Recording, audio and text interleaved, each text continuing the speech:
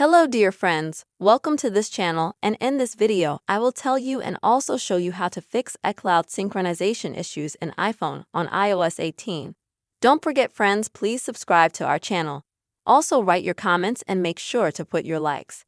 Well, let us get down to this topic with you. First of all, please unscrew the settings on your iPhone and then please go to your Apple ID.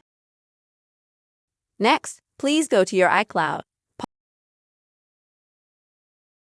And here I recommend that you see if you have synchronization enabled to begin with.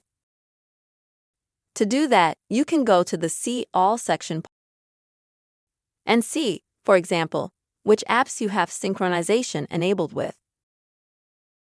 You can also go to sections like Camera, Mail, and so on. And also, just to start with, just check if you have it. If you don't have this synchronization, please enable it. Now friends, I recommend that you go back to the settings.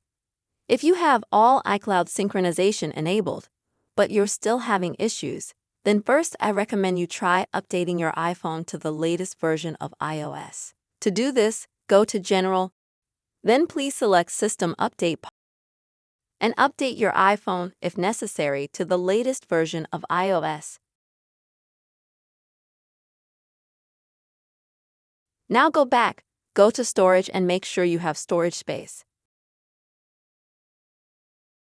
If you don't have it, then this could be the problem why you can't sync some of your data, because there's just nowhere to save it. So delete the files that you don't need, maybe clear your app cache, delete the apps themselves, see if you have any media files that you don't need, and so on. I also recommend that you go back out, switch to the battery section, and turn on battery saver mode. This can help you a lot. After enabling such mode, please reboot your device. After rebooting, you may see that your iCloud synchronization issues have been resolved. These are the methods for you to fix your iCloud synchronization problems on iPhone. I really hope you found the video helpful.